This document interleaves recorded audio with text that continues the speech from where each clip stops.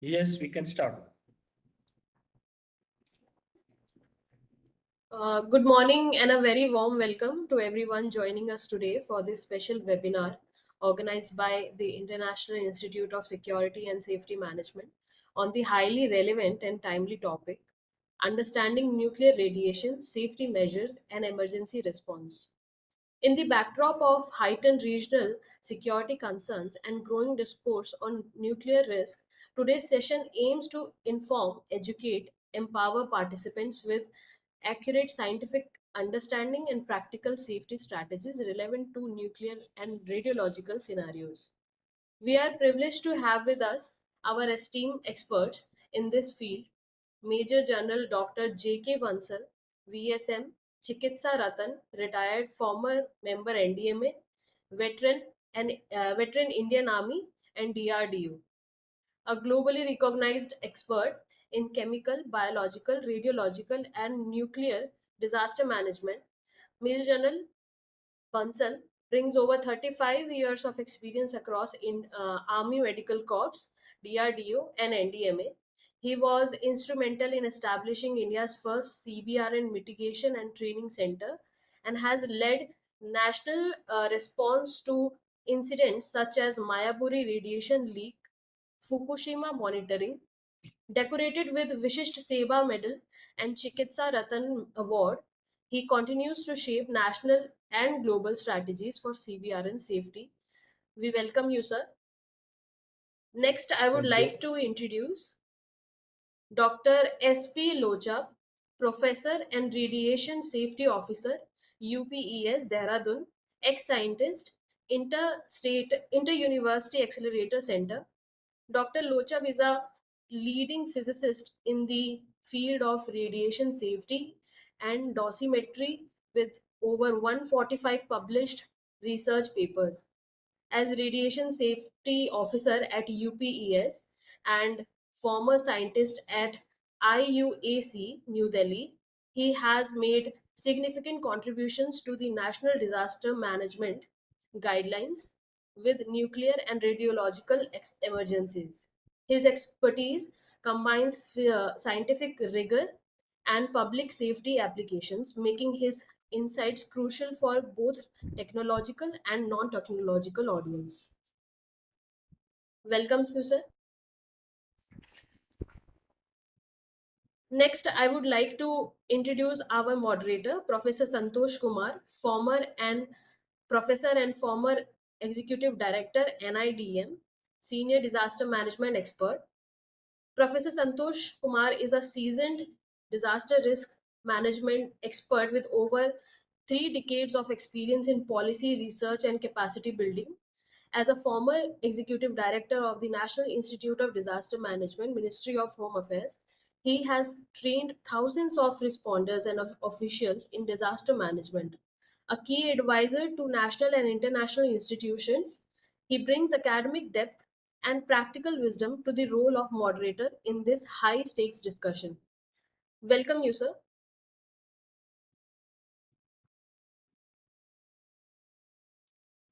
Thank you, Shipra. Very welcome, sir. Sir, I give the discussion over to you. Okay, good morning. Thank you very much, Shipra. And it's very interesting to have today General Bansal and Dr. Elsie Locha for this very, very important discussion on the topic, which we say that chemical, biological, radiological, and nuclear emergency or disaster. It's time is changing, and time is changing. What we say that what is the capacity against the changing time? So things are all around, which we say as a kind of a one disaster or the other disasters.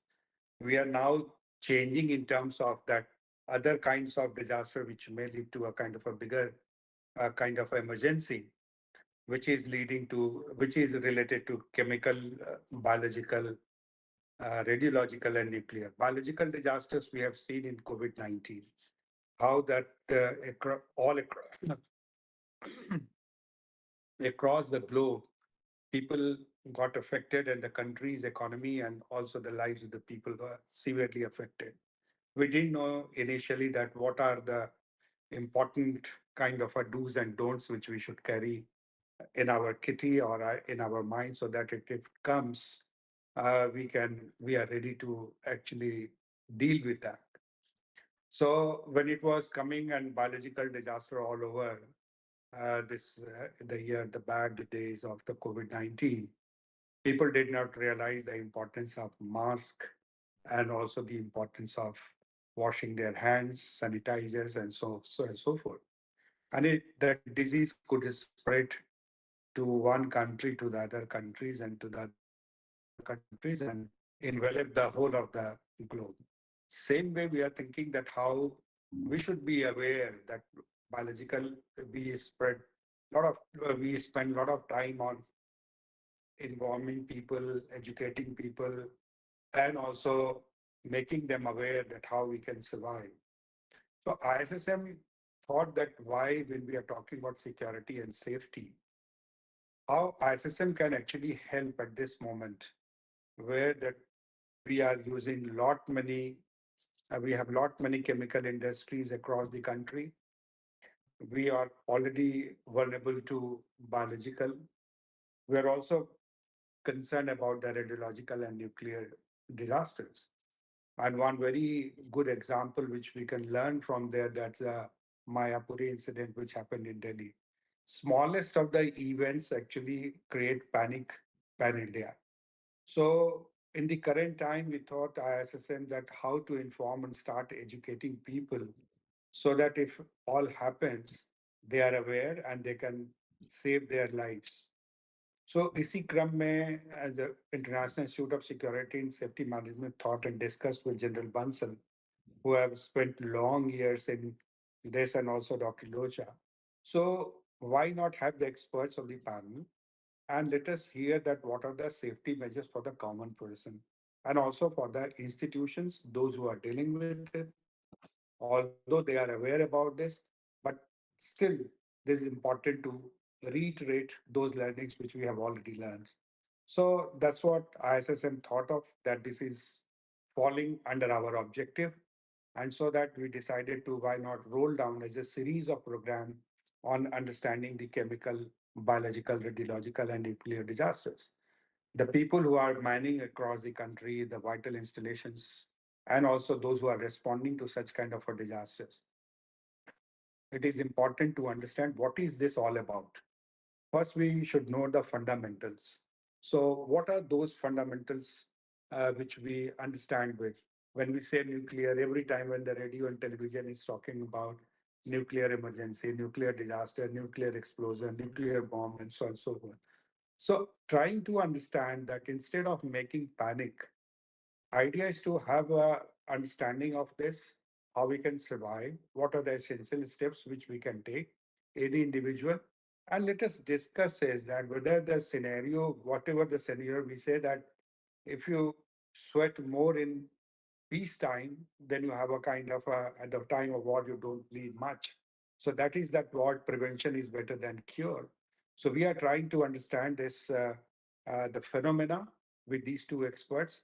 So I'll go to them, and especially first we will go to Dr. Lucha, that how you try to explain this kind of as a fundamentals that any individual, जो भी सुन रहे हैं इसको, जो भी इसमें लोग यहाँ पे जुड़े हैं आज, उनको क्या पता होना चाहिए इन चार फिनोमेना की हम बात कर रहे हैं, और उसमें जो सबसे ज्यादा हमें डरावना लगता है nuclear emergency, radiological emergency, but साथ ही साथ जो बायोलॉजिकल का भी हमने देखा है कि जो हुआ, लेकिन केमिकल डिजास्टर्स हमारे यहाँ now we are in the process, we are already in industrialized country. So transportation, we are holding chemical thing, or we are holding radiological, and or we are transporting radiological and anything. It's very important to understand the fundamentals. So Dr. Locha, हमारे जो लोग जुड़े हैं उनके लिए एक बड़े आसान शब्दों में, why don't you explain that what this phenomena is and how any individual can go ahead. So I would first request you, and then I will request Dr. Bansal to explain the other scenario. So Dr. Locha, are you listening me? Yeah, thank So you, let, Mr. okay, so all the all the viewers, all the participants who have joined. I extend my heartfelt welcomes to all of you from International Institute of Security and Safety Management. And I'm sure that the two experts will give you the adequate answer to your questions. So I would request you to kindly also be ready with your question. We will have 10 minutes question answer at the end of these two presentations. Dr. Locha. Thank you. Please go to the slide.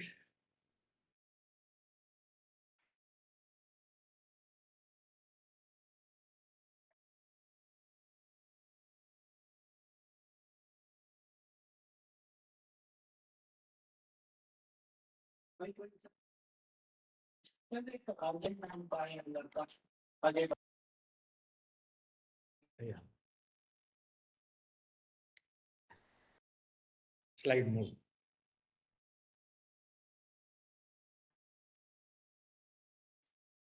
So here, today we are going to discuss with the understanding nuclear radiation and public safety. Though it's a wide subject, I try to make it in few slides. It's not covering all the details of this, but it's a precise knowledge even one can understand easily. Next page. Here, what do you know about radiation? This I have divided into 8 parts because everyone is something when radiation word comes, you want to know what is radiation, where does radiation comes from, what are the benefits of radiation, is radiation really safe, what radiation exposure do people get, what are the sources of human data on biological effects of radiation, and what are the safe limits for the people as well as for the radiation workers, and how we can measure it. For that, we need some radiation protection instruments. Next one. So here, when we talk about the radiation, basically we can divide into 2 types. One is the ionizing radiation and another is non-ionizing type radiation. Ionizing radiation means when the kinetic energy of the particles is more than 10 electron volt. That energy enough to knock out an electron from the atom and it becomes ionized. Whereas these are the examples, X-rays, gamma rays, alpha particles, neutrons, they have all more than 10 electron volt energy. So we term them as ionizing radiation and they are harmful to the human body. Whereas non-ionizing radiation is the visible light, radio and TV waves, microwaves, etc. They are termed in. Now, so the next. So here, these are few examples that what are alpha particles. So here, I have taken one example of uranium-235. It emits alpha particle is nothing but it's the helium nucleus. Next. Then the beta radiation, it comes. There are other sources also, but here potassium-40, it emits beta particles, and the daughter product is calcium-40. Next, please. These are the gamma rays. Here, the example is the cobalt-60. It emits gamma radiation along with the beta. When it's a unstable cobalt-60 and it's stabilized in the form of nuclear-60, nickel-60. Next, please. This is how X-rays are produced. Electron hits on the target tungsten and they produce X-rays. Next. Here, now we have come to know that alpha, beta, gamma, neutrons, these are the types of ionizing radiations. And if we look at the type, alpha, beta, and neutrons are in the form of particles, whereas the gamma is in the form of gamma and X-rays, both are in the form of electromagnetic waves. If you look at their atomic mass unit, then alpha has 4, gamma 0, neutron 1, and beta is one of part of 1836. And if you look at the charges, alpha is +2, beta we have both plus and minus 1 charges. Gamma and neutron have no charges. If you look at what type of shielding is enough to stop them, Alpha can be stopped with the even paper, skin, and clothes, whereas the beta need plastic, glass, or any light metal that can stop beta. Gamma radiation, its penetration is much more. So here we need high density metals, concrete, earth, and most commonly used is the lead to stop gamma. For neutron, we need water, concrete, polyethylene, or oil. Next. Now, here, actually from where we are getting these type of radiation. So basically there are two type of sources. One is the natural sources and second type is what we have made. That so we term them as man-made sources. When we talk about the natural sources, they reaches to us in the form of cosmic rays and terrestrial radiation. When we talk about cosmic rays, they come from the outer space in the form of primary and secondary radiation. If you talk about the cosmic rays of the primary nature, then 79% is proton, 20% is alpha, and 0.7% is carbon, nitrogen, oxygen nuclei. Whereas only 0.22% nuclei are where atomic number is more than 70. This secondary is a product which, when primary hits on the way, then the secondary cosmic radiation in the form of electron, gamma, and neutron, musons reaches to us.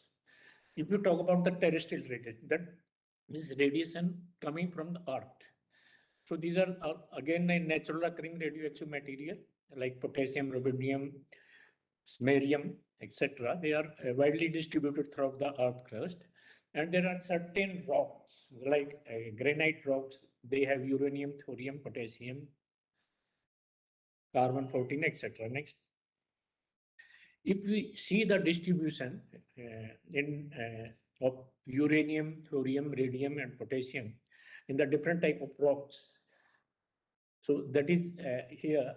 If you talk about the igneous rocks, they have potassium maximum 40. It is microcurie per gram, and though they have uranium, thorium, and radium also. Next. If you see the overall distribution, then uranium, thorium ore have been in the large quantity to Australia, Canada, and even India also we have the quantity of uranium and thorium. Even the spring water, they have radium concentration more than the radon. The worst part is here is the radium is a chemical similar to the calcium and it is absorbed by the plants. So it comes in the food chain and it reaches to us and it replaces the calcium in the bones and replace as a radioactive. So now that is more important, man-made sources, because natural radioactivity can't do anything, but here it's in our control. X-ray machine, radioisotope, particle accelerators. But where these are used, if you talk about medical point of view, say in the medical point of view, diagnosis and radiotherapy, where man-made radiation exposures are there. But industries also, it is used radioactive sources. And if we look at the exploration of natural resources, uranium mining, even nuclear weapon test, reactors, etc., from there also we are getting radiation. Irradiation from other miscellaneous sources are watching TV, high altitude flights, and X-ray fluoroscopy external. Next. If we discuss about the radioactivity, these are the unstable isotopes, and to stabilize, they come out in the form of alpha, beta, and neutrons particles. And these radioactive sources we classify into two types, maybe sealed source or open source. When we talk about sealed source, they are always in the capsules. So contamination from these type of sources is negligible. They are, example is gamma, neutron, X-ray, and beta sources. Whereas the open sources are more used in nuclear medicine department, maybe in the form of beta, gamma, and alpha. Next. Here, because these are the terms will be used frequently, that how radiation is measured. So if it is a radioactive sources, then it is measured in the Becquerel or Curie, and absorbed dose is how much tissue has absorbed the dose. It is the unit is gray or red, and dose equivalent is nothing but it is a absorbed dose multiplied by tissue weightage factor as well as uh, radiation weightage factor. And fourth is the exposure. So we will explain in the next this tissue, what is tissue weightage factor and radiation weightage factor next. So now we look at the radiation protection. So ICRP publication 26, System of Dose Limitation. ICRP is International Commission on Radiation Protection. It says that no practice shall be adopted unless its introduction produces a net positive benefits. Means we have to practice where we are using radiation, that it should have a net benefit compared to the what are the damages it's going to have with the public or the radiation workers. Then second is the all exposures shall be kept as low as reasonably achievable, keeping economic and social factors into account. So here we also call it principle of LRM. And third is the dose equivalent to individuals shall not exceed the limit recommended for the appropriate circumstances by the commission. Next. So just a second, Professor Dr. Lucha, when you are saying the doses and the treatment which you are projecting on the screen, X-ray examination, treat of disease and power of generation, like whenever we go to the doctor, we say go for this checkup, that checkup. So how a common person will understand that a radiation is much more in their body, or which is not, which has crossed the limit or all, or within the exposure limit. So can you also explain this in the while expressing your thing, while explaining your thing in a common person's language with some examples so that we can understand it well? Okay. Actually, earlier there was the X-ray films where they were exposed, but nowadays the technique has changed. It's on the screen, and dose has been minimized because these X-ray machines, they are focused only to the particular part, and the rest of the body is safe. Second thing, here without Atomic Energy Regulatory Board permission, you cannot adopt these policies that giving the treatment. There are certain guidelines where a person cannot go more than particular or multiple CT scans, etc. Reason being that in each CT scan, body is exposed to radiation. So there are guidelines already come into the picture that, but still, if you compare the benefits versus the damage from the radiation, in case of medical lines, here benefits are much more because the recovery of tissues take place within time. Reason is that these exposures are within the limits which are prescribed by the Atomic Energy Regulatory Board. Okay, so you are suggesting expose, even if the exposure is there, if it is within the limit, the benefits are much more. Benefits are much more. Okay, please go ahead. Like if you see the X-ray visualization, if in the X-ray examination, if your bone is damaged or broken, then without X-ray supervision, you cannot align it properly. So there you really need some exposure. But again, the extremities have more limit for radiation compared to other parts. And then we talk about the treatment of the other disease like over 16 linear X-rays. They are used in the cancer treatment. Yes, here in case of cancer treatment, there are certain types of disease like Hodgkin's lymphoma. Their whole abdomen is exposed here, and unfortunately, it is in the young patients, here we ask the patient that we are going to make him permanent sterile. Reason being, otherwise it will pass the genetic burden to the next generation. So there we ask the family and ask them that this thing we are going to do, otherwise there will be genetic disorder. And another is the iodine 131 for the thyroid treatment. Third is the where it is used is the electricity generation. Next. Now, this is important for general public as well as for radiation worker. Here, if you talk about the occupational workers, I classified into three types. Women of reproductive capacity, those who are working in the vicinity of radiation, they are radiation worker. Their limit has been set only 13 millisievert, whereas for general for other radiation workers, it is 20 millisievert per year. In case of pregnant women, the abdomen dose should not exceed more than 10 millisievert from the time of diagnosis of pregnancy till its termination. So here these limits are well specified. But when we talk about the general public, it should not exceed more than 10 millisievert per year.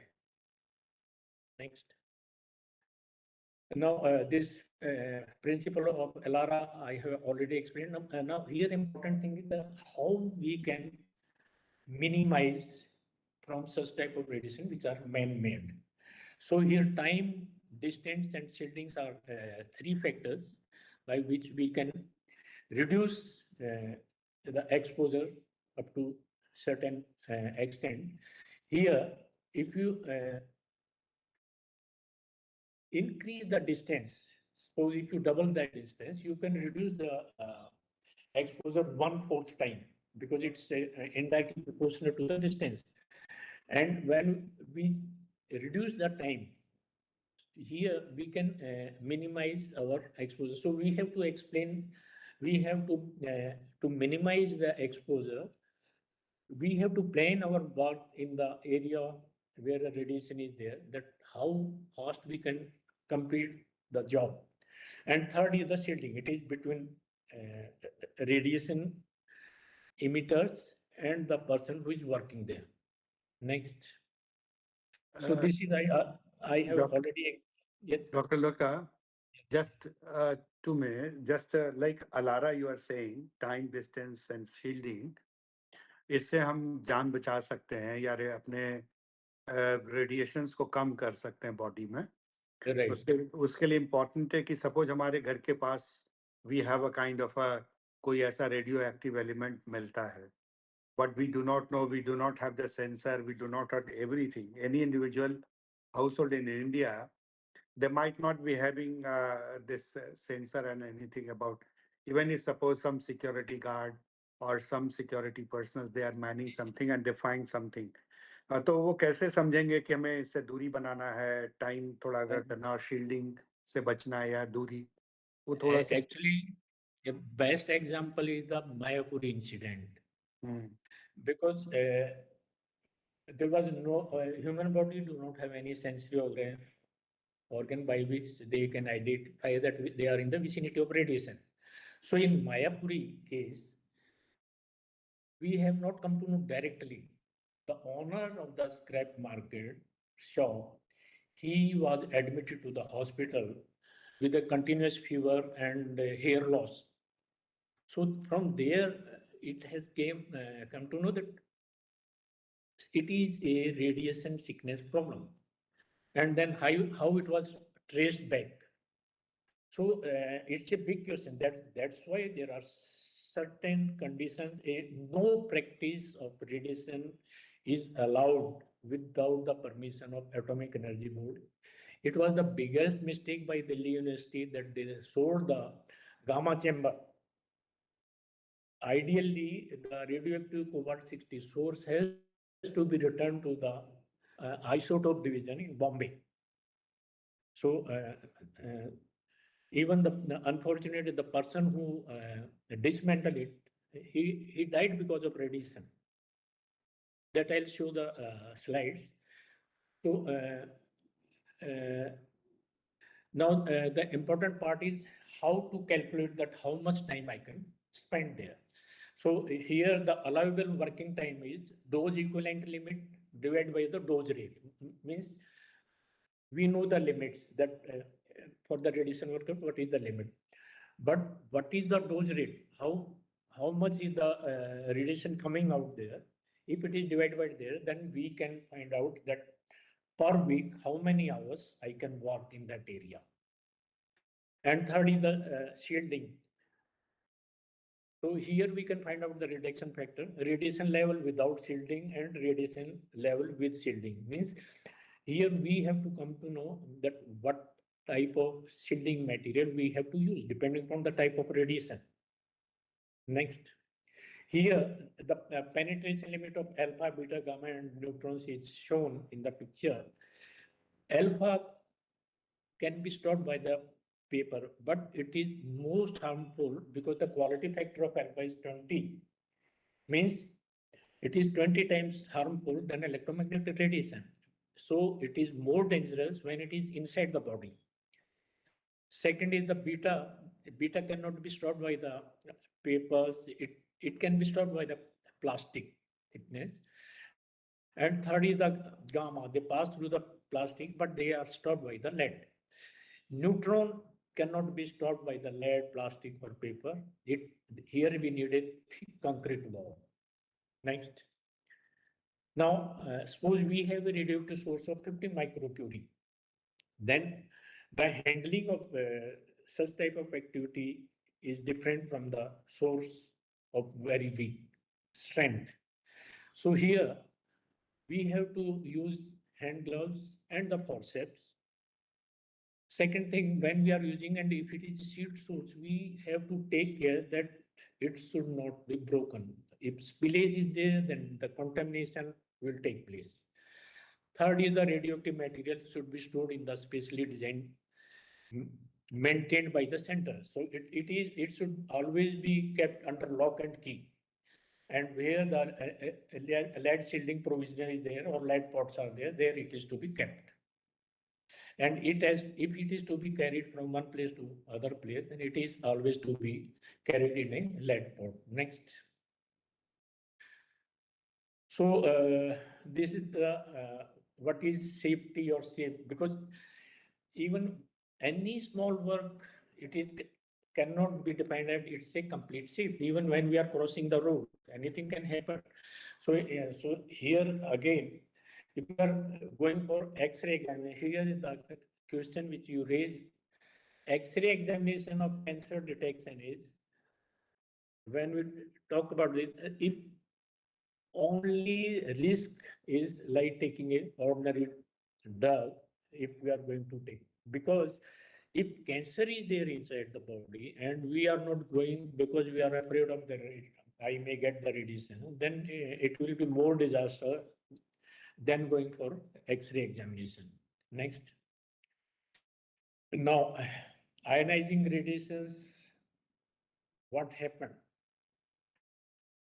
They ionize the atom, and this ionized atom become more active chemically.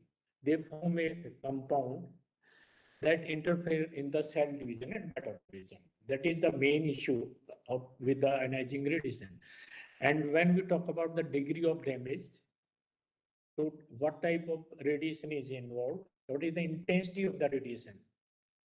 Means dose rate. Then its associated energy. This associated energy is very important in case of neutron, because neutron quality factor varies with the dose, as well as the energy of the neutron. Third is the length of exposure. If high dose in a small time is there, then it is more dangerous than if the same dose in a longer time. And the most important factor is the immune and other health status, because it varies from person to person. The same dose may affect differently or different persons. Next. Yeah, here it is important that weightage factor. Like photons, all type of photons means X-rays, gamma rays, their quality factor is 1, radiation weightage factor is 1, electron and muons radiation factor is 1. But when we talk about the neutron, if the energy is less than 10 electron volt, it is 5 times more harmful than photons and electrons. But if its energy is 10 electron volt to 100 electron volt, these values go to, then it becomes 10 times more dangerous. And if energy is 100 electron volt to 2 MeV, now here it's giving maximum impact, that is the 20 times more dangerous. When we talk about when the energy is further go, even if it reaches more than 20 MeV, then it has come down to again 5.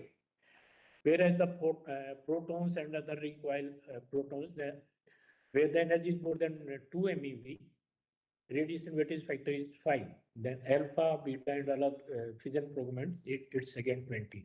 So these factors are taken into account when we talk about the radiation protection unit, that is the shield. Now, next factor is the tissue weightage factor. In the human body, the different organs have a different sensitivity towards radiation. So here, if you see in this slide, then gonads are the most sensitive compared to the other. Next. Now we can classify biological effects into two categories. When the dose is high, then we call it the early effects can be visible, and we term them as acute exposure. So here, if dose is greater than 1 gray, and the span of exposure time is few hours or less, then cell death, tissue damage are seen. So these type of effect we call it non-stochastic effect, because the severity increase with the dose. More the dose, more will be damages. And when we talk about the late effects here,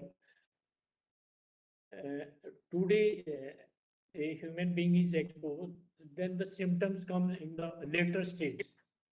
And here about radiation, no limit is safe limit. And even the small dose may be probably induce some effect on the human body. These are called stochastic effects. For example, the cancer in exposed individual, person was exposed long back, and these symptoms are seen later on. Then hereditary disease in their descent are few examples of late effects. Next. Then if you look at the cellular level, delay in the cell division, chromosomal aberration, cell death, gene mutations happens. Now, the effects has been studied, how these effects have been studied. So there are earlier those radiation, they were not aware of that the radiation is harmful to the human body.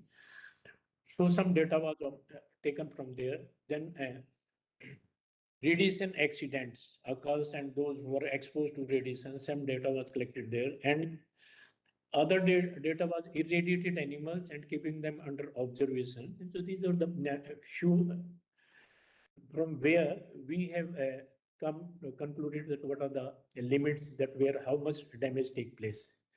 Now, the other thing is that in the beginning I show a slide that natural here artificial means man-made exposures. So if you look at the natural exposure, to 82% of the total exposure comes from the natural sources, whereas in case of man-made sources or artificial, here contribution is only 18%. And this is 18% by following certain guidelines, we can reduce it further. Next. This I have to. Next. Okay, doctor. Yes, please. Have you completed? Should I go fast? Next. No, nothing. Okay. Go ahead. We can take up some questions and then you can again come back on these issues. So I would like to go to. I think 3 important slides. Okay, which, please. I want to show. One is Yeah. okay, cross. Here, the health effect of nuclear attack. Here is the example of Hiroshima. On the August 6, 1945, the casualty was 80,000. But within a span of 5 months, means by the end of 1945, the casualty reached to 1,40,000. Means rest of the casualties were due to the radiation. And if you look at the Nagasaki, the casualty was 40,000 on that day, and by the end of the year, it reached to 70,000. Next. So these are the pictures of Hiroshima and Nagasaki in 1945. Next. These are the survivors. This is one soldier. He was even away 1 kilometer away from the unit, but he was in the wooden building, so he was exposed to radiation. This is one Japanese girl. She has a other radiation sickness, and here the total loss of hairs from the Hiroshima pictures taken. Next. Now let's see about the Chernobyl. Here, if you look at the release of the radiation dose or dose plant, it was 10 times more than Hiroshima, but it spread around the vicinities, and unfortunately, when this happened, there was a heavy rain and the heavy wind flow. So some part of activity reached to the European countries also at that time. The estimate total number of deaths were around 16,000. Next. This is the picture of Chernobyl after the accident. Next. And now it is the Mayapuri incident. This is the picture when the DA team came there to collect this cobalt 60 source from that shop. Next. Here, this was the victim. He dismantled this gamma chamber, and earlier his hands, leg, and body became black. Then he died because of the multiple organ failure. It was around 1 week after it was, these symptoms were there. Next. This is another case of the Mayapur incident. Here, when we visited him in the Max Hospital, and he was asked that actually he came with these symptoms to the skin specialist for the skin grafting, but the symptoms were of radiation burn. And when he was asked that, he said that I was having purse on my pocket, back pocket, and I start itching after some times, and he ignored it and he kept the purse there in the pocket. So after some time, this burn took place, and then he removed from the back pocket and put in the front pocket, side pocket, and then thigh burn took place. So how it has happened? According to him, a small pencil shape that was not having magnetic property given to him by his friend, that you find out it may be a costly item. So find out what is this. And he forget. He kept in his purse. Then these problems came. So because our body do not have that sensory organs, and if we are in the vicinity of radiation, we are exposed to it. Such type of incident, because the same thing happened in USSR. One politician, polonium was kept under chair, and after some time, at the time, no one was aware of why he is showing such type of symptoms, and he died due to the radiation effects. Next. So this is a picture that if a person exposed to up to 1 gray or 1 to 2 gray or up to 50 gray, what is going to happen with him? And these type of high exposures are possible in case of nuclear bomb, or a reactor blast is there, or some attack on the reactor there, then these high doses are possible.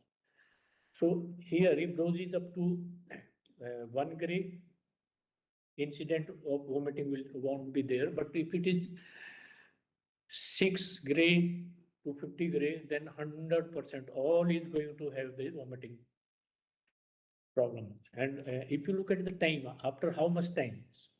So up to 1 gray, no vomiting symptoms and there is no onset. But up to 2 gray, after 3 hours, these symptoms are seen. More dose after 2 hours, and if it is between 6 to 10, after 1 hour, and if it is 10 to 15 gray, within half an hour, these symptoms will be onset. So here it is explained that how higher dose affects on the human body. So I'm not going into the detail next. Here, these are the dose limits set by ARC. Here, it is further classified that length of the eye, skin, hand, and fetus. These are the dose limits for them. And for the these are the doses for the whole body. For the radiation workers, it is again 20 millisievert per year, and for general public, it is 1 millisievert per year. Here, if you look at the general public, even Can for I request to complete it, because in the interest of time, the General Bansal also has to speak. okay. Next. These are the certain how to measure it next. These are the effects on the basis these detectors are made next. Then radiation monitoring, personal monitoring, and area monitoring are important factors in the radiation zone. Next. Next, because General Bansal will take a next. These are the detectors we are using our institute, TLD base, and this film base, it's for neutron, and this the pen dosimeter. Here, these all three are personal monitoring devices. Next, and this is for the area monitoring. Here, it's for neutron and gamma both. Next. This is again the dose range, that how it affects next. That is the if person is exposed to radiation, how it is to be treated. Next. Okay, here problem comes when the dose is exceed more than 6 gray, then probability of saving is very limited. Next. Thank you. Thank you so much. You have mentioned about the three important things: time, distance, and shield. And you also mentioned about this, the Chernobyl, and also the Hiroshima and Nagasaki. These three very critical incidents which happened in the past. And along with that, the smallest of the incident which happened near Mayapuri. So Mayapuri incident is a day-to-day kind of a thing, and other things was related to a big war. So idea is to how a common person, like you said, sensor and other thing, which you are keeping to understand, and also to look at that any individual or any institutions or any household which can keep those sensor and find out the radiation level. And you said that 1 gray, 2 gray, 6 gray is the dose, which is very, very, 6 gray is very fatal kind of a thing. So I would go back to, I will go back to, not go back to, but first request General Bansal in the context what Dr. Lucha has identified about the nuclear threat, the kind of technicalities. One is the alpha, beta, gamma, and how it affects, and which is just how much. So how a common person will understand these things for protecting themselves. Those who are children who are going to the school, as children who are going to the educational institutions for pursuing their studies, and hospitals, they use lot many radioactive elements. and day-to-day life, and of course the war is a separate one. So in this context, General, how do you suggest that one common person should, or common institution or individual should feel alert and take some precautionary measures? Over to you, General Bansal. You want answer first or you want presentation? You go ahead with your presentation and then you answer. Maybe many more will be having questions. Okay. Good morning, friends.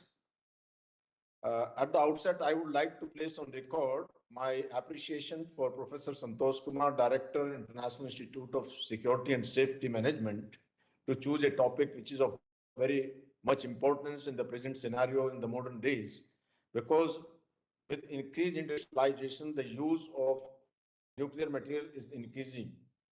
As has been told by Dr. Lochab, that it is used for the medical treatment, for the thyroid treatment, I-131 we use thallium, we use technetium. Similarly, for the electricity production, there is the nuclear power plant, and it is nuclear material is also used for, sorry, for disinfection of food, sterilization of medical equipments.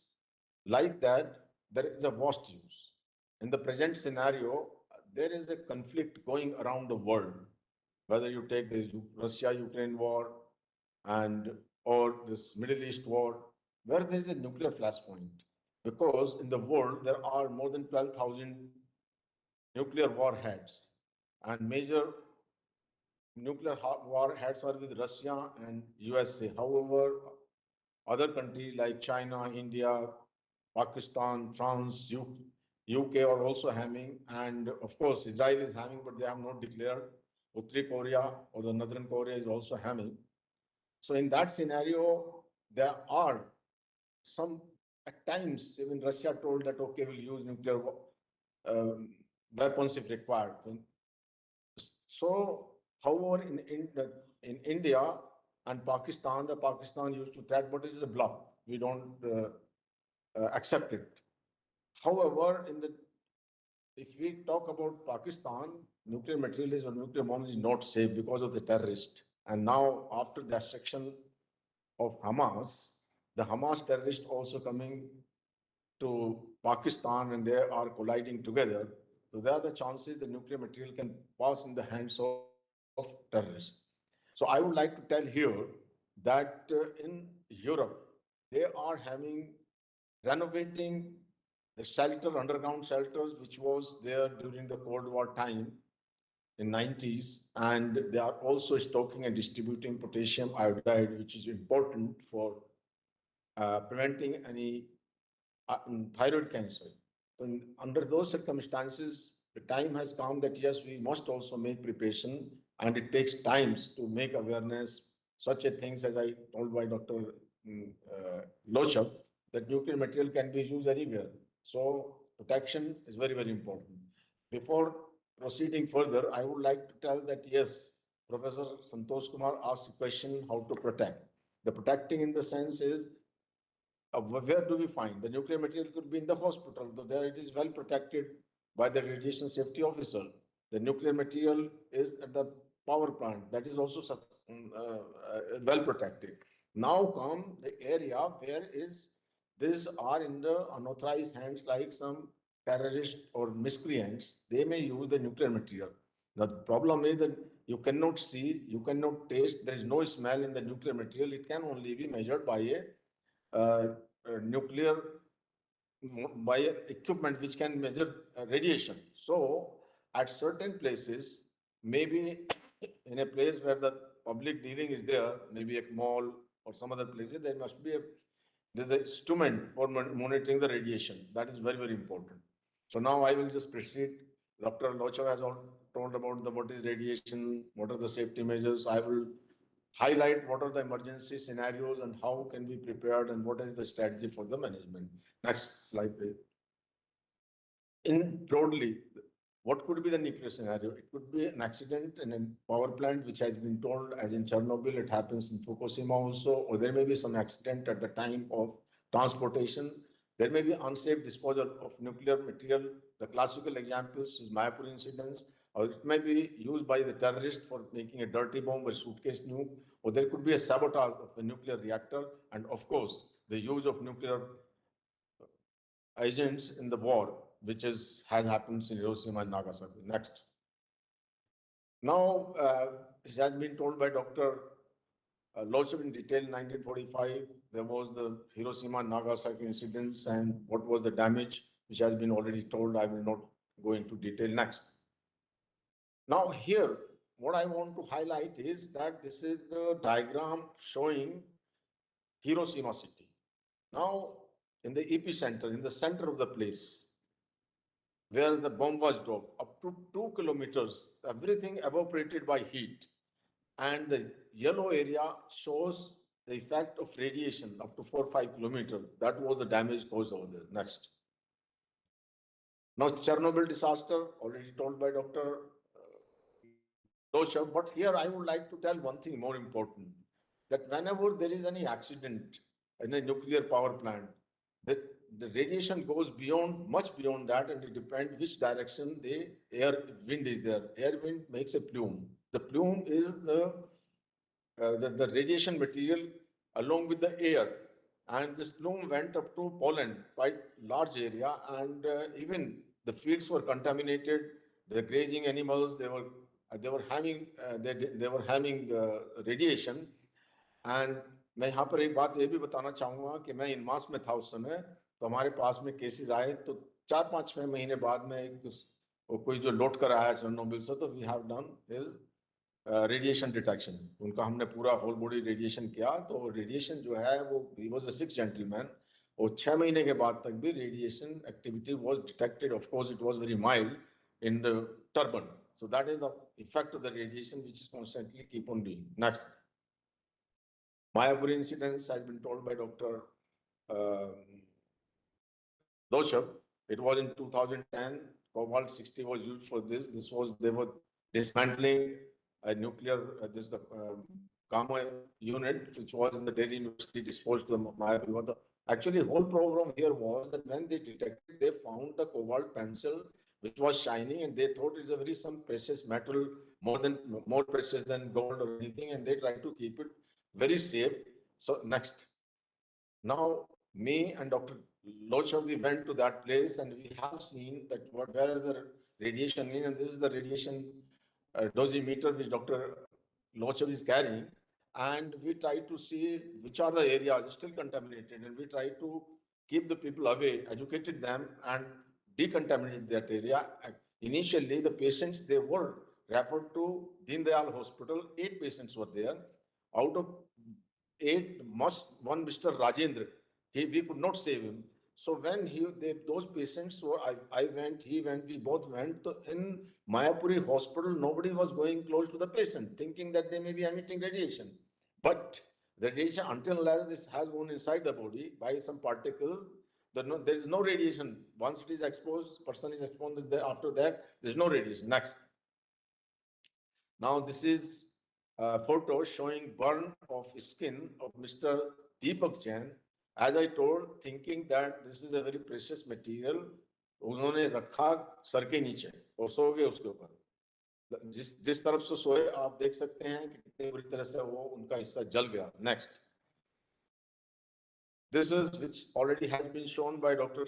Lochab, that this Mr. Ajay Jain, he also thought that this is a very precious material and he wanted to get it evaluated by some jeweler, and he kept in his purse on the back side and he forgot about it. After some time, this was the situation which he had, he got burned. Next. Now, these were the few examples of accident, unsafe disposal.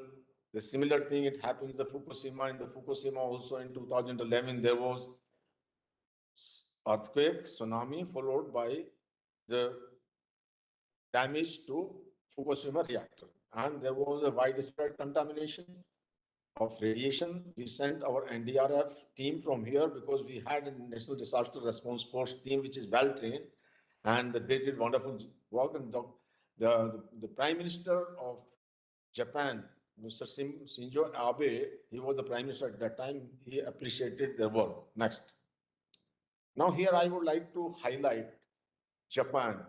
Actually, the wind direction was northeast, and this blue purple is showing where the plume or where the radiation effect gone. It has gone towards sea.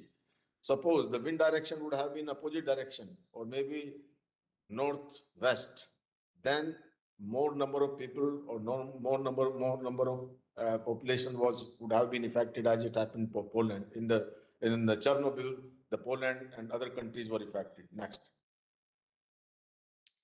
Now I would like to tell a bit about dirty bomb. What is the dirty bomb? There are the two terminology, atom bomb and dirty bomb. They are different altogether. Atom bomb has got the much more power of heat. When there is a bomb, normally it has got a heat and blast. The heat and blast effect of an atom bomb is much more than conventional bomb.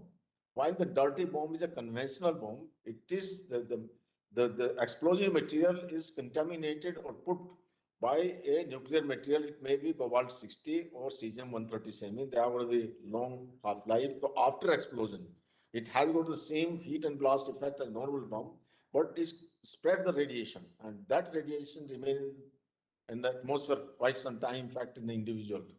Next. As I told, impact of dirty bomb, it causes immense radiation in the atmosphere, and whosoever is there, he will be exposed. It will go into inside the body because of inhalation and will have long-term effect. And the problem is whether the cesium 137 or cobalt 60, they have got a long half-life and it remains in the atmosphere and the surrounding structure for quite some time. Therefore, that structures is always emitting radiation, and whatever is there, it causes the problem. Next. Now, a bit about the suitcase nuke. Why? Because the suitcase nuke is a miniature of atom bomb. And these kind of things are devised by the terrorists so that they can take anywhere, wherever they want. There is a neutron generator, and the explosive is there. This explosive is detonated by a button, this arming switch, and with arming switch, they can explode it, and there will be effect in a particular area. The suitcase bomb is be with the terrorist also. Next. Now here I would like to tell that what is when we talk about the nuclear weapon use, the nuclear weapon use will be a MAD.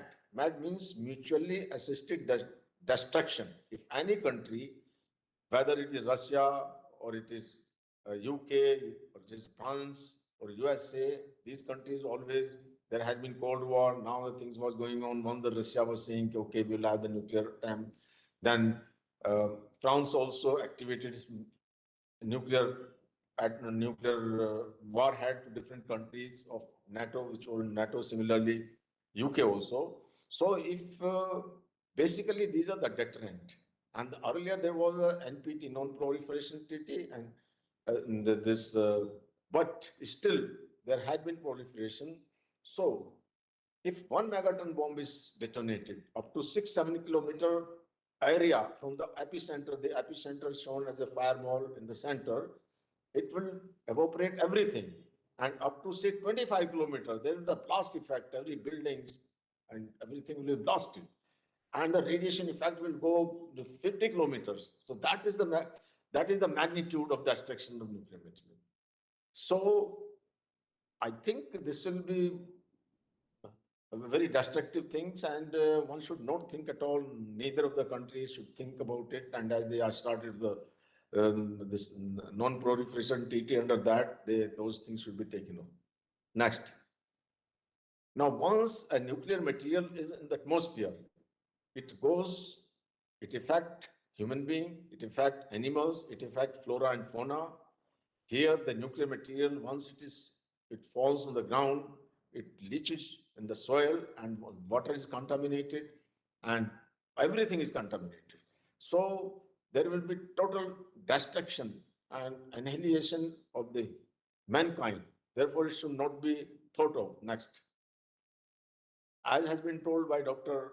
Lochab, that different kind of alpha, beta, gamma neutrons are there, and they can penetrate, they can be protected by, say, for example, alpha by a thin paper, beta particles by layer of clothing or plastics, and Gamma can be prevented by lead shielding, while the neutron required many feet concrete wall, then only it can be prevented. Next. Now, distance and time is very important for exposure.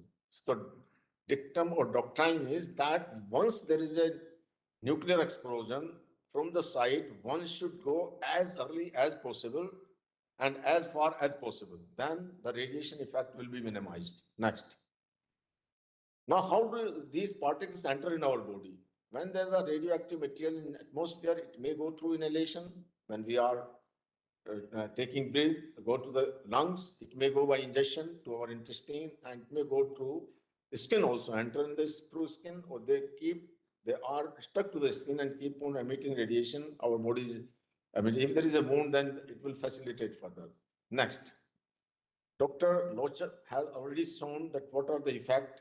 Now we have some, the, the effect of nuclear material is different on different part of the body. The most sensitive part is blood, which is affected, then the genitalia, maybe ovaries or testes. Then there is a bone marrow. The bone marrow is also affected by radiation and gastrointestinal tract. These are the most sensitive, and the first effect occurs on that. Next. Depending on that, now there is the dose, how much is the exposure? Up to 200 rats, effect is not much. There will be only nausea and vomiting. If it is 200 to 500 rats, then there is the effect causing the hemopoietic syndrome because of bone marrow depression, and blood also. It may cause the hemorrhage, sepsis, anemia. Now, one thing more here, the LD50 for the radiation is the 450, means one can save patients if it is exposed up to 450 radiation rats only. If it is beyond that, then it is not possible to save. Say, for example, it is 500 to 200, 2000 rats, it will cause the gastrointestinal syndrome, dysentery, severe dehydration, sepsis, toxemia, and immediately within a week or two, the individual who has been exposed will die. And if the exposure is more than 2000 rats, then it will have the effect on central nervous system. It will cause coma, convulsion, shock, death instantaneously, very severely. There will be cutaneous burns also in the acute radiation. Next. I told about the acute radiation. Dr. Lochab also told about the acute radiation. There are the chronic radiation, means the slow radiation for a period over a period of time. And this is also very, very harmful because it causes the long-term effect in the forms of cancer, leukemia. In the lungs, it causes the interstitial fibrosis, parenchymal atrophy, premature aging. One will age earlier than the normal one. Cataract, the radiation cataract. Cataract normally it occurs after, say, age of 60 or 70, but if somebody is exposed, he will have cataract earlier. Contracture keloid due to burns, chromosomal aberration. Chromosome, what we are having chromosome in our body, and it will have aberration, it will cause damage to them. That is one of the methods to detect whether somebody is being exposed to any radiation, knows chromosomal aberration. Then chronic radiodermatitis, genetic damage, because the chromosomes are affected, one will have the genetic damage also. The genetic disease will occur, infertility, and even if some pregnant lady is there, that embryo will be destroyed. Next. Prevention is very important, as we told that yes, minimize the exposure by going to a safe place, safe shelter where there is no exposure is there, and this then one should go as away as possible and go to the shelter. The shelter has been made, as I told, as in the Europe, they have got a shelter, they have stock potassium iodide. And what is going on in the US? There is no as such any threat to USA for any kind of radiation. Still, the celebrities and billionaires, they are making shelter a very comfortable and modern shelters with gyms, with swimming pools and whatnot. In this, the Mark Zuckerberg or maybe Bill Gates, this um, this Ron Cruz and Kardik and this Kardashian, they all are making. They are thinking that in case such an eventuality occur, we'll go to that. So this preventive measures are taken by them. Next.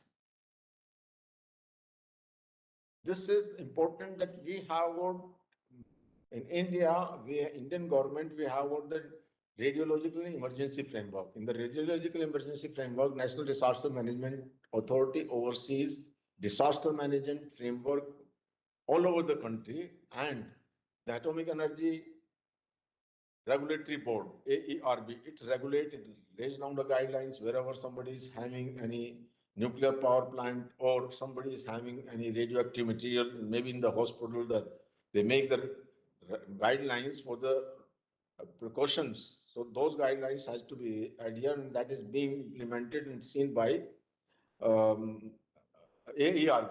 The Department of Atomic Energy, they operates, they have the communication, they uh, have the emergency response center so that in case of any such eventuality, it will happen.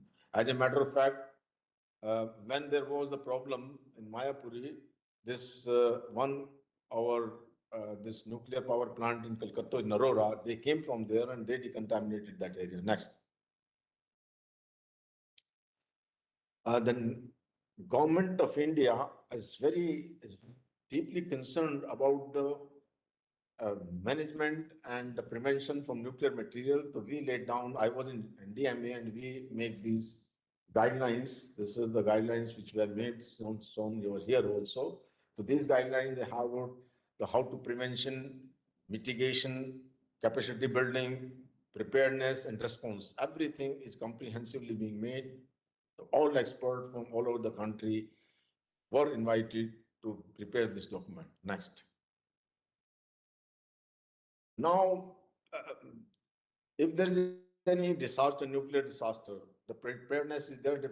The Department of Atomic Energy, they have the emergency response center. We have trained doctors by NDMA, the hospitals, in the hospital, as well as we established a model of radiation injury treatment center in the Apex Trauma Center of AIIMS. And then we made at that time that yes, this kind of model can be replicated in a hospital all over the country, having any city having more than 10 lakh population can be done over there. We trained 4 battalion of NDRF, which were trained to handle any nuclear emergency. As I told you, one of the battalion that went to the Japan was next. Now, community awareness is very, very important. That yes, they need to be told about it, what is the radiation, what to do in case of radiation. They should go away from there, and how to do. In the end, I will give a little demonstration. I have got certain equipment and some material how to be used. And what is important is that because the area where the nuclear radiation is there, that is contaminated. So there are certain do's and don'ts that one should keep closing all the windows. Exhaust fans should not be there, and not to eat, not to smoke, or not to drink in the contaminated area. Otherwise, it will go inside the body. Next. This is very important. This is a radiation survey meter. This radiation survey meter is very important. If it is kept in a particular place, very small, not must be very expensive. So wherever there is a suspiciousness, or wherever there is a gathering, or wherever there is a nuclear material, this kind of radiation survey meter is to be put. Next. Now, these are the protective clothing, protective equipment, suits, personal protective. In this, the face mask, which is very important, gloves important, boots are important, and these clothes should be worn. This is basically for the rescue workers. Next. Now, these rescue workers, when they are putting the face mask, it's very important that while working for longer period, they may have to drink water, and if they remove face mask, then the nuclear material will go inside. To avoid that, there is a provision of the bottle can be attached, and one can ship through that only without exposing himself or herself for nuclear radiation. Next. When there is a radiation in the different country, I have been to very many countries, including Joint Institute of Nuclear Research, Dubna, Russia. I had been to Sweden, and in the Sweden, Japan, all places I visited, including USA. So in Sweden, they have got protective clothing and face masks for all individuals, but their population is very less. They can afford to that. They say that one in case of such an eventuality, that before evacuating the patients, they put the mask as the one of the individual adult mask, and then there's a baby who cannot put the mask. you can see at the back of the baby, there is a filter which is there. Through this, the filtered air will only go, and the baby will be protected from any radiation material or radiation particles. This is the, of course, not a baby, this is the child.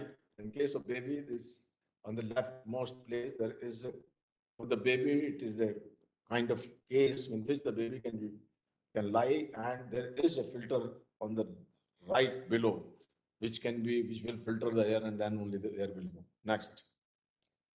Now, to summarize, for nuclear emergency, the planning need to be done, regular training, rehearsal, exercise by quick reaction medical team. We have to have the protection equipment. We have to have the decontaminations. There has to be a place specifically the decontamination room, NBC filter, and bio-waste disposal.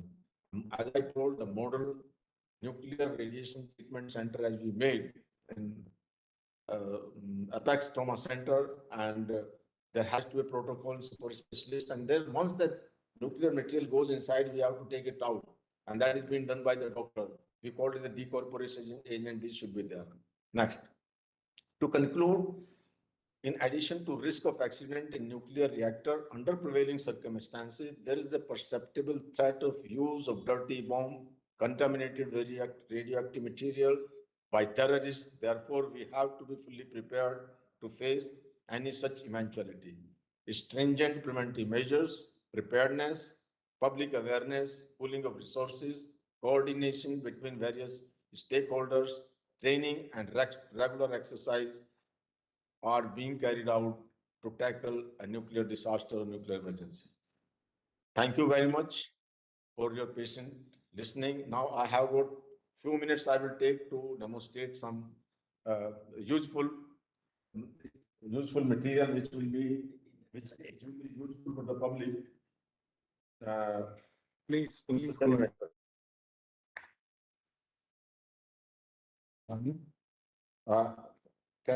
Will it be visible if I show like this? I think you have to stand and then you probably show. It gets camouflage in your. Yeah, this is fine. I have to come closer. How is it? Okay. Little closer would be better. Okay, so I go that side. I will come that side. Doctor थोड़ा सा मदद कर दूं बता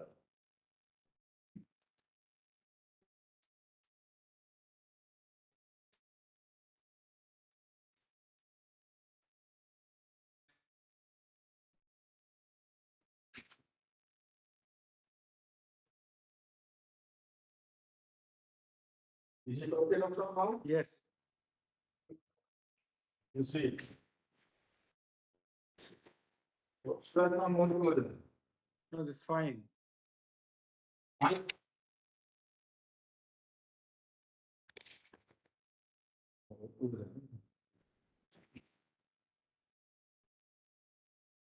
This is a radiation detector card. And once somebody is in contaminated area, this shows how much radiation has gone inside the body. So basically, there the color changes. If the color is like this, it is 50 rads, 100 rads, 200 rads, like this.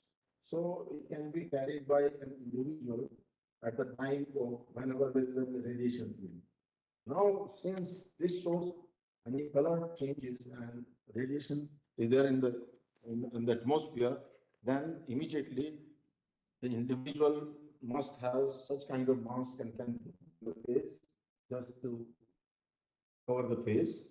And then this is for the decontamination. Then immediately after the detection and after, I think I was.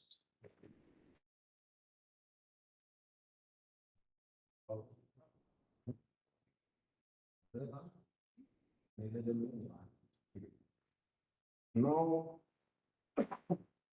immediately after this, one should go away as soon as possible from that area. And after going to a particular safe place, this is radiation decontamination paper. Radiation decontamination paper. And this radiation decontamination paper is that one take out and wipe the exposed portion. And one should take out all the clothes because those clothes will be contaminated and keep on emitting radiation. Now,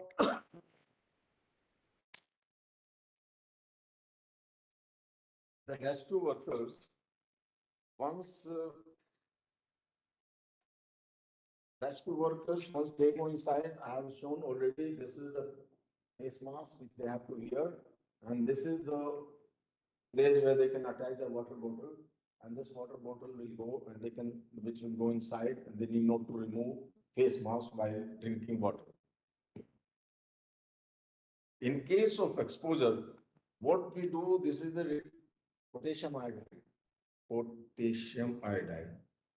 This is the potassium iodide, and this potassium iodide has got the ability to block thyroid, to go into thyroid. The whatever radioactive material is there in the atmosphere will not have effect. If it is not given, then there are the chances of cancer thyroid. To prevent that, it is very, very important. Radioactive iodine has been distributed in Europe, and during my free time also, we were thinking to get it. And as a matter of fact, the Prime Minister was our chairman, and he took a Dr. Manmohan Singh, and he had a meeting. And during the meeting, he said that the preparation should be made. So since then, we made the preparations when I was in NDMA. This is the Persian blue. These are the capsules. Basically, they can take out the cesium. This can be taken. It is all these are under the instructions. This potassium iodide can be taken by the individual because adult can take 160, 130 milligram, and a child can take 65 milligram tablet. So this can be taken, and given instructions they can take. This is DTPA injection. Basically, in case of plutonium, once the plutonium goes inside, then we give it. Of course, these are the gloves which has to be used by the rescue worker. And lastly, what is important, once the nuclear material goes inside the body, one keep on passing in the urine, the nuclear material. And if it is allowed to flow in the atmosphere, it will cause further radiation. Therefore, if somebody is exposed, they must pass urine in this bag. This is for the male, and this has the material over here, which neutralize the radiation effect. And this is for the female, the material, and here is the material which neutralizes. So like that, we can have the preventive measures for the, this is just some common tips which I have given, and one can use during any such eventuality. I think I go back there. If there's any question, I will answer. Yeah, thank you very much, Dr. Bansal, for General Bansal, for giving a very, very kind of a practical kind of a thing. And one thing which is coming as a kind of a common citizens preparedness. And you said that we should go for a public awareness training. Like many of the security personnel, they are manning very, very critical kind of installations. And also individuals, we are moving all the time and we are not aware whether the radiation is there or not there, and especially the situation, warlike situation and other emergency situation. So how do you suggest that early warning system can be installed and can be taken up so that citizens can be informed very quickly and they can take essential steps, like you gave the example of Israel or Russia or United States of America, how they are prepared in terms of any such kind of a thing happens, eventualities. And you also given the example of that Hollywood stars and famous persons, but common person, how they can protect themselves. उनके साथ क्या करना चाहिए एक तुरंत के संदर्भ में, उनको अस्पताल में जाना चाहिए, क्या अस्पताल में रेडीनेस है रेडिएशन से अफेक्टेड लोगों को रिसीव करने के लिए, और डॉक्टर्स अवेयर हैं या नहीं हैं, और उनके जो पैरामेडिक्स हैं वो अवेलेबल, वो किस तरह से अवेयर हैं. तो एक पूरा जो ये कॉम्बिनेशन है कि identification to warning to preparedness and then affected, so affected लोग फिर अगर अस्पताल में जाते हैं तो हमारी तैयारी कैसी है, तो इस पे थोड़ा अगर आप 5 मिनट प्रकाश डालेंगे तो अच्छा रहेगा. और I will request audience, those who have joined this program can also ask questions. 1 or 2 questions we can take,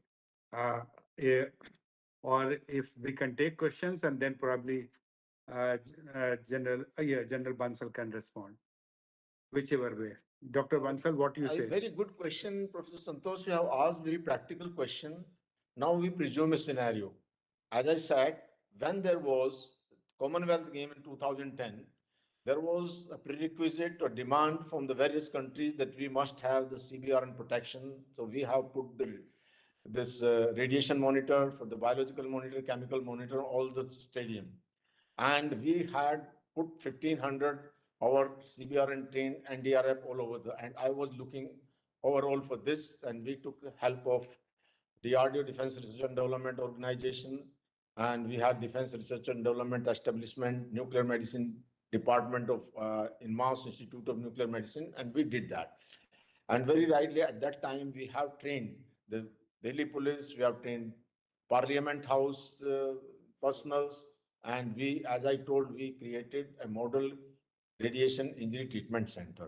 And at that time we recommended, okay, it has to be replicated in. So now I think there's a lot to be done. But what can be done by individual level, what I can suggest that yes, government has to take a call for this, they must do it. But for the individual level, specifically the security agencies who are running security, they must have few people trained. At least if suppose, say for example, I say in particular mall, there may be 200 security personnel. 1 or 2 or 3, 4 must be trained for detecting any nuclear material, and they can have one radiation meter in case there is any suspiciousness, then the problem can be solved. About 10 years back, I can give one incidence at the airport in Delhi. It was suspected there is some nuclear material in a particular container or in a particular package, and it took about maybe 15, 20 hours before somebody came from Calcutta or so. But I feel that place like airport, maybe at railway station, maybe in the malls, or maybe in a stadium, these, first of all, there has to be radiation dosimeter. Of course, when there is a bigger event, they can put a monitor, which is of course not possible to put in a certain country like Sweden. After this Chernobyl incident, they put all around nuclear monitors all around their country, small country. There is a picture I can show and send. But in India also that kind of thing is to be done. Then I think a few hospital in Delhi, and as I told, any city having a population more than 10 lakh, there should be a model treatment center. In foreign countries, as you told about Sweden or in USA, every hospital, big hospital, they have got a decontamination room. If there is any suspiciousness, either chemical, biological, or radiological, specifically nuclear and chemical, the patient will pass through that. First, he will be decontaminated, then only will be allowed to go to other part of the hospital, because otherwise he will contaminate complete hospital. As you have seen in case of COVID, there was a separate rooms and this segregation isolation wards was made, some kind of thing like should be there. Immediately, because it takes time for the government policies, but in the private sector, definitely this is not very expensive. They must get training. If you, your place, you have a very good center, we can start training here for the people who are interested. We have got much more equipment for CBRN, which we can display and we can give a training here. The interested people can be trained at your center also, and it could be an ongoing process. So if somebody is from the security agency, they can approach you, and we impart the training here. And of course, then once the awareness is there, then we can talk to the hospital also. This awareness has to be made. That is very important, because suddenly it happens. Now, so nobody was knowing that Mayapuri will happen. And once it happened, everybody was lost. And once this patient went to the AIIMS, I went to the head of the Department of Medicine. And he said, we never treated this, we have never handled this patient. I will not give whatever instruction you will give, we will do it. Now it has to be in such places, such an awareness was there. So we have to make the awareness, we have to create facilities, and that is very, very important. Thank you. So it's very important. Like you said, this example of that Mayapuri and Afra Tafri in the hospital itself. So hospital readiness to handle such kind of a situation is still to be improved. Doctors have to be trained, the paramedics have to be trained, and also whole the institution of providing services hospital. The people will go to the hospital only after radiation effect. So the hospital preparedness and the hospital safety is very, very important. Second is the case which you highlighted about, like say, one is this the foreign aggression, which we say as a kind of a this is a kind of a situation which may emerge and may not emerge as a kind of a deterrence. But the second part is that whole world is now going for a nuclear energy in terms of that power. Like Japan is an example. 97% of the power is being supplied by the nuclear power center. And when Fukushima happened in 2011, and that time, there's a nuclear emergency also happened because of the tsunami and the flooding, and then the whole water went into the power this nuclear power plant, and then jam power was not there, and then it was gone. So the radiation. So you said that the example that Indian team also rushed and supported NDRF. This is a very good news that NDRF is trained in that way and as a kind of a saving grace for us as well. But idea is to, in such kind of a scenario, like in any disaster scenario or any cascading impact. That's what we say that I'm concerned about that individual institution and also that security agencies, those who are manning such kind of institutions, and also that many of the institutions, like say that private security agencies, government security agencies, and that people at large you said that some kits that they can identify the smallest of the instruments, not very expensive. So one is the training and awareness. So IISSM is agreeing to take this forward in terms of public awareness and also training to the people. And it's the choice of the individuals, those who are coming or not coming to the institution of the training. But definitely we will all, launch this course. We will also get in touch with you in terms of designing of the course. And the second is that do you suggest that smallest of the kit, which is not very expensive, that individual household or the residential complexes where we have 250 houses, 400 houses together, can have such kind of a security agency, can those who are manning can have such kind of a kit, if not at the family level, but I say also at the kind of a residential complexes level, so that they can identify and they can warn uh, the residents about that leakage and precautions to be taken up. So both ways, one is the institutional preparedness and also at the community preparedness, and the third is the individual preparedness. General Bansal and Dr. Ponchu, what you have to suggest. So the thing is, very good question. You at least I am happy that you have very perfectly planned it that each up to the last individual. There's nothing is nobody is sure. Now, as far as the individual is concerned, it's not that he has to carry or one individual has to carry, but definitely in a particular community, maybe housing society or in a group or in a colony, there should be association. They're the housing association. The housing association, they are hiring security agencies, and in that community there should be a radiation dosimeter. First of all, we have to detect whether there is a radiation or not. So once it is detected, then individually, immediately, then the community awareness is important that they go inside. And if somebody is being exposed close to that, then they need to be, then this is to be told to the, the other authorities, maybe NDRF, maybe. Now I will give you another example here, just concerned here. When the Mayapuri incidents happens, we went with all protective the individual, but Delhi, 40 people of Delhi police, they just went without any protection. And there was the suspiciousness that they may be exposed. So in Mass Institute of Nuclear Medicine and Life Sciences, we have got the facilities of radiobiodosimetry. Radiobiodosimetry means whatever has gone inside, whether we can see that or not, we got it done. And some of the people they were having. So immediately after this kind of thing is detected, then the small cord which I have shown can be with an individual, and there should be this the decontamination, which is a very small thing I have shown. Face mask, they should be there, and then the source of contamination for the radiation material is to be should be detected or should be pointed out. Here is the one, and of course, how it is done, decontamination. The decontamination, we can give training for that, how it is to be decontaminated. That area is whatever nuclear material is there. I think Dr. Lochab will tell in a better manner. I will come give to him this request. I will request him. But this is at the community level.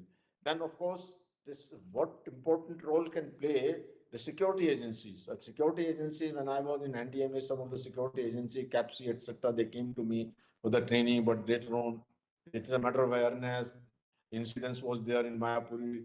There was the Commonwealth game. The people were aware. After that, everybody forgotten.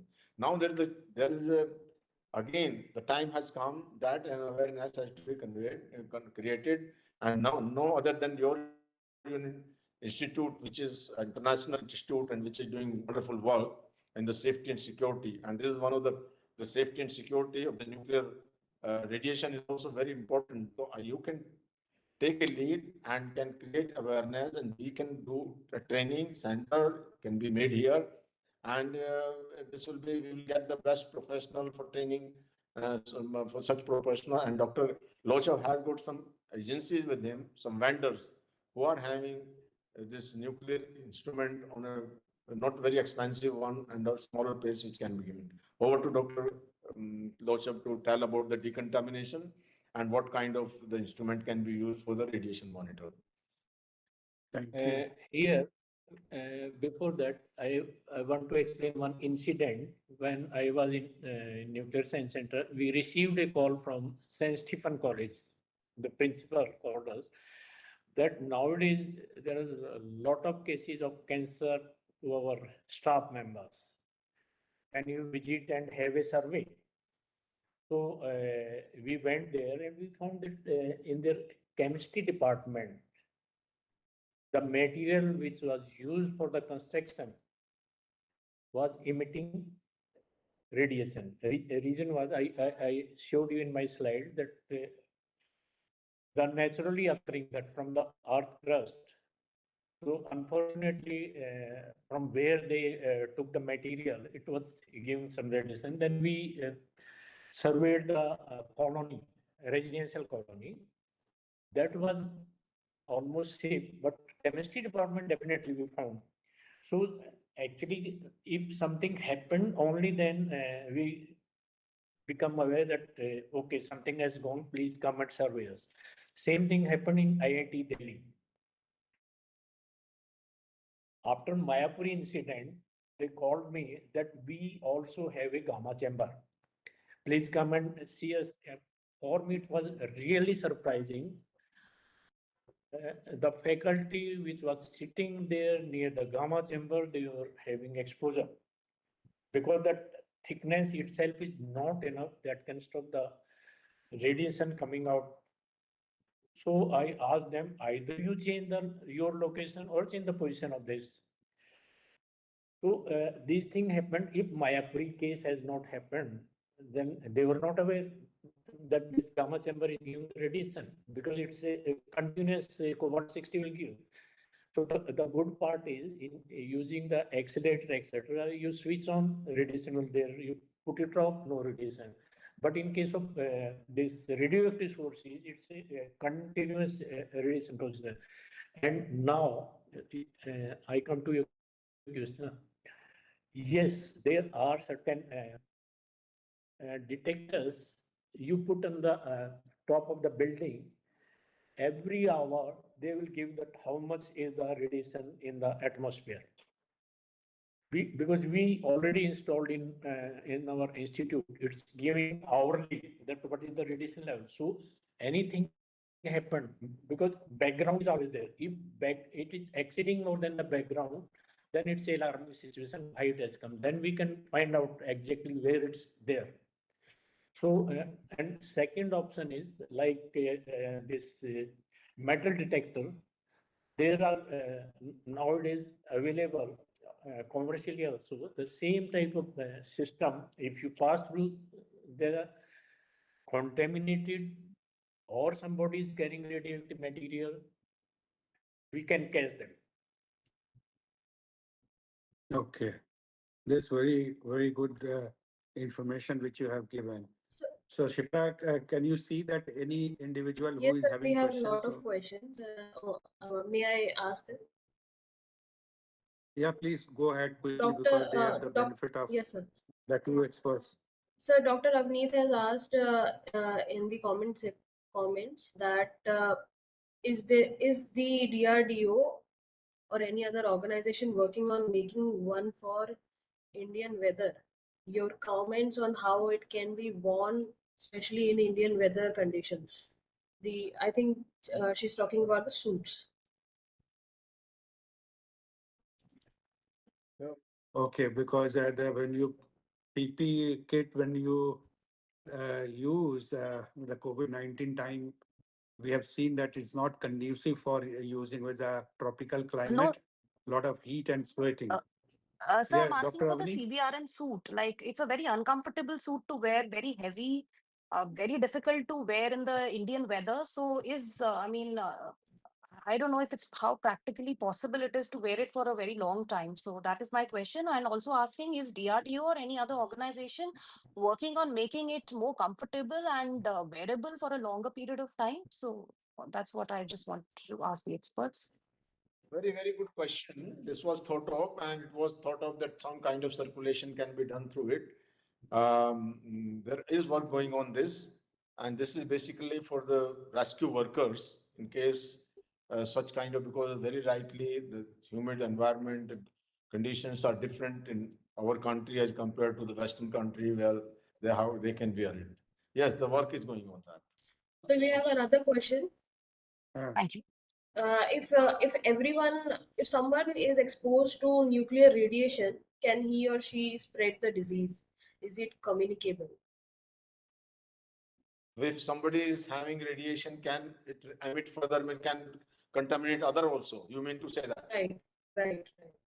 So Yeah. the Like radiations COVID. are of two types. One is the external radiations. Once there is somebody is in the radiation field, maybe say example X-ray, etc.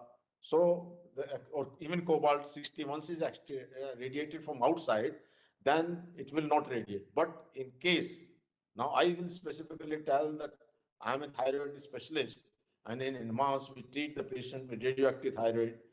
Rather, depending on, in some patient we just do diagnosis giving only few microcuries. But when we give say 5 millicuries for the thyroid treatment, it may be given 200 millicuries. Then in that case, the person who has got this particular thing inside is emitting radiation. We suggest that yes, you be in the separate room.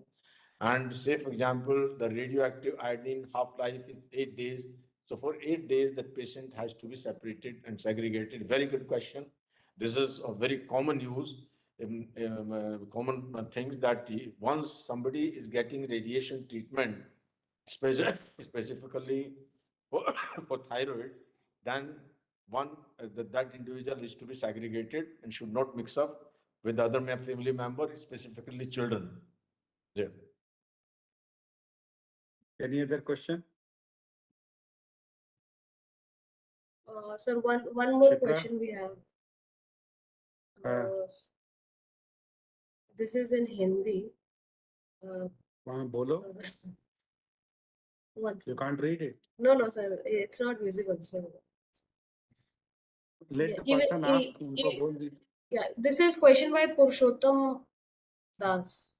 पुरुषोत्तम दास जी, आप अपना प्रश्न पूछें. पढ़ दो अगर वो नहीं सुन पा रहे तो. So we have another question. Even families of military personnel in the current Indo-Pak war were unaware of preventive measures of a nuclear attack. So can you please comment on the preparedness? Then directly this individual can ask question so that it will be more clear and will reply for that. Any individual can raise their hands and or unmute themselves and ask question.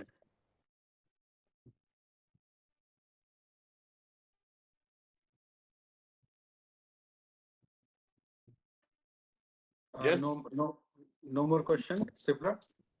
So I just asked one question, that even families of military personnel in the current Indo-Pak war were not aware of the preventive measures of a nuclear attack, and they wanted you to comment on the preparedness. No, it is not necessary that because the military person's family are specifically, they are like any other common citizen. And as far as the soldier is there, they they are well protected. And in case any eventuality is there, or there is some kind of suspiciousness, they have all the protective equipment with them. And for the individual, the other individual are same because not specific. And that's what we are saying, that this is for the community awareness and preparedness for everyone. So Dr. Bansal is saying that we should start that public awareness for everyone, irrespective of the Jawan or the officers or the non-military persons, civilians as well. It affects everyone. So, and military personnel, they are already prepared and they are doing it. And so, but same thing, we need to start with the civilian. That's what you said, Dr. Bansal. Yes, I would like to tell you one thing more here. This nuclear war or any nuclear weapons used for the war is different than other wars. As a matter of fact, when somebody is declaring nuclear war, it is basically for the community of that particular country, city. It is not the military installation, because it is a widespread damage, as has been seen in this Hiroshima and Nagasaki. Hiroshima, Nagasaki, epicenter was the city of the center. Both in Hiroshima and Nagasaki, 136,000 casualty was there in Hiroshima, and 64,000 were in Nagasaki.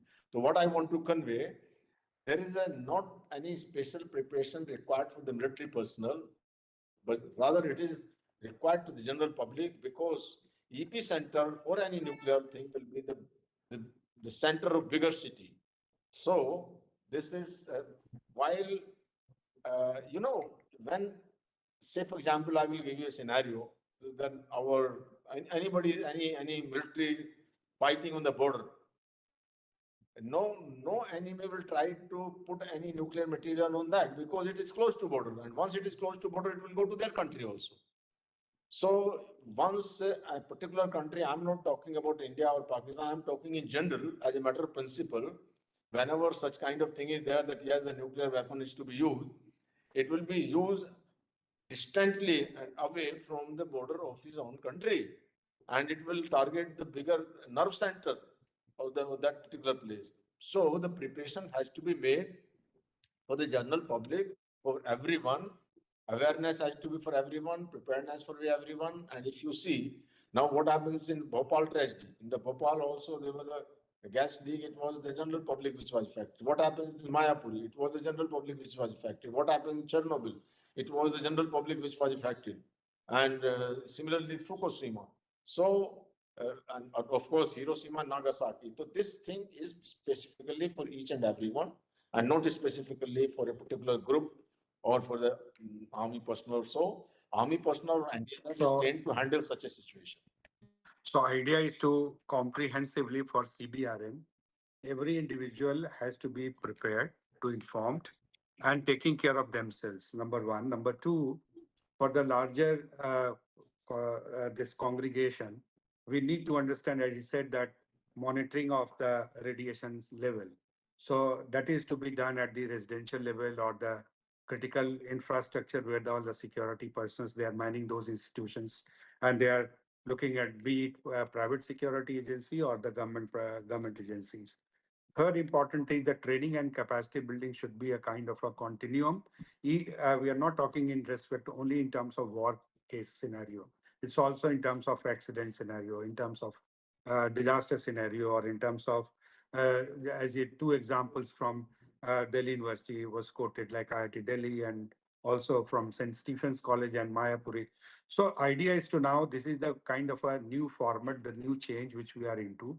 And in this, which is very, very important, that we should be aware about this kind of radiations.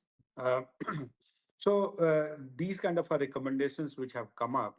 So I think if there is no question, the last word from both the panelists I will take, and then we will request all the uh, attendees who are delegates who have attended to open their videos, and so that we can click your photographs and for the record, and then we can so Shipra, you can do that needful. But before that, very quickly, the last word from General Bansal, or in the meanwhile, you can keep clicking, Shipra, the photographs. Yeah, Yes, sir. and any last word which you would say? Thank you, Professor Santosh Kumar. I am really very grateful to you that such a subject you have taken initiative. And I can only say one thing, that one has to prepare all the time. You never know, such emergency can occur, not for the war, otherwise also, as we have seen for the Mayapuri. Yeah. So if awareness is there, then one can avoid and prevent such an eventuality, which is very common these days, can occur anytime, and preparation has to be made beforehand. Nothing can be done at that point of time until as we are prepared. You can see even for the COVID also, there was, of course, there was a medical disease, but a situation came when there was no oxygen was available. And then everything was, even oxygen generator was done up.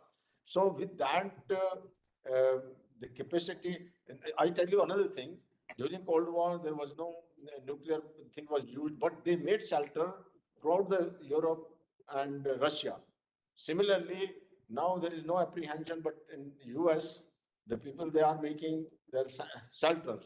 And certain countries, they have got this basement of the house is made for the such kind of protection.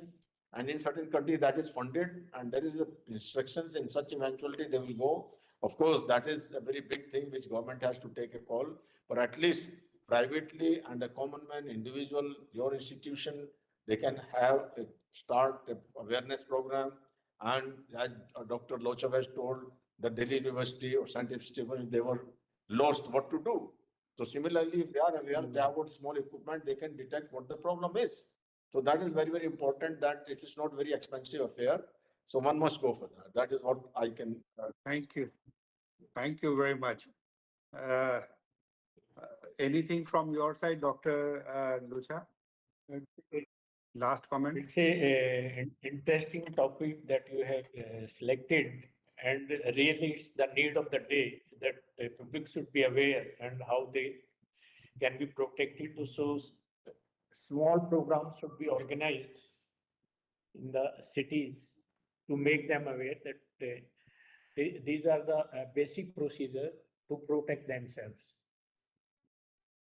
Thank you so much for giving very, very pragmatic and implementable solutions by both the panelists, and also the questions raised by the delegates. Very, very concerned and kind of a questions which we, like the hospitals, they are not in a mode of understanding, and mode of understanding meaning thereby they're not prepared for such kind of eventualities to treat the patient who get affected, as you also mentioned, and Dr. Avni also raised this question about that.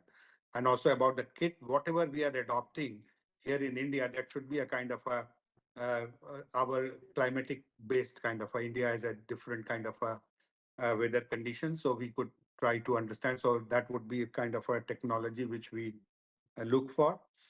The second is also that school and educational institutions, a large number of examples came from the educational institutions, radiation and their unpreparedness. So these are the zones which we need to start with.